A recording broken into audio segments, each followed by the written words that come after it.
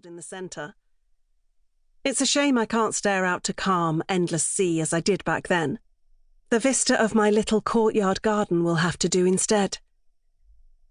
Why do I always dream of you, I wonder, as I climb out of bed?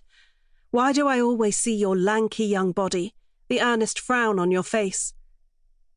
But I already know the answer to that. It's because you're still there, knotted tight in my memories. You continue to haunt me, even though I hope to leave all thoughts of you in my old prison cell, and to emerge into the world as a woman reborn. I'm still determined to make this happen. It doesn't do to dwell on what happened. I would much rather push you from my mind until you finally disappear altogether. There's no benefit to letting you clog up my every waking hour, not after all this time. This is freedom at last, and that's all that matters. I spend the morning reaching nature's home. The article on ringing plovers takes me back to my childhood, to days spent slipping through tufts of seagrass, grasping puffins and clipping plastic around their legs. I struggled with the task when we first moved to the islands. My fingers bled with the constant nips of angry beaks. Yet after a while it became the easiest of manoeuvres. The quick grab, the pinning down of the rustling wings, the deft ringing before release. Daddy never used to praise me, but then he never really noticed any of my achievements, such that they were. However, I like to imagine he must have felt a certain level of approval towards me, on occasion. Sipping at my tea, I marvel at the delicacy of its taste. Earl Grey, after so many years of prison-issue builder's tea, fresh milk instead of UHT, even a sprinkle of sugar to provide depth and sweetness.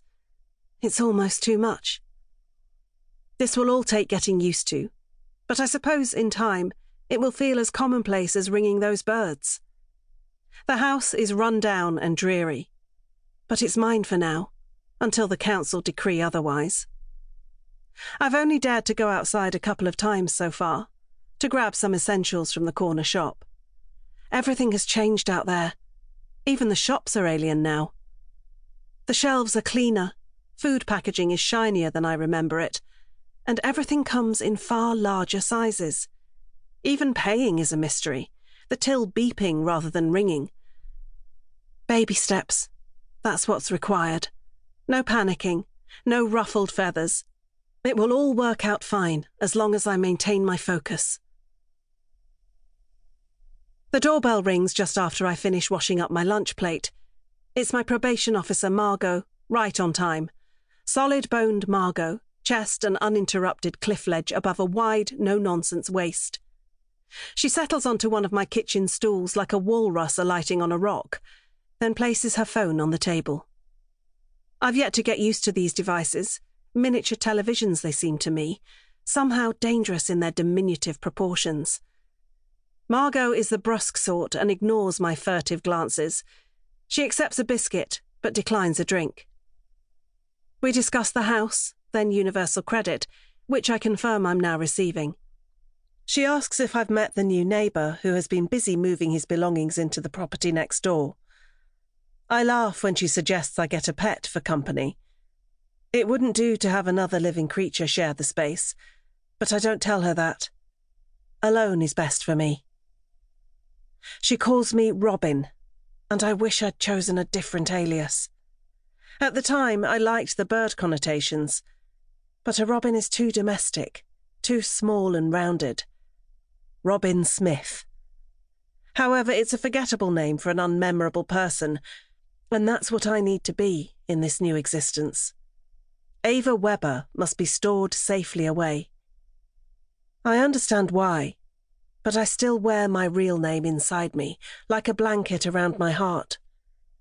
It won't ever slip away, not completely. It's nearly time for the visit to end. Margot recommends that I look for some voluntary work to ease me back into the habit.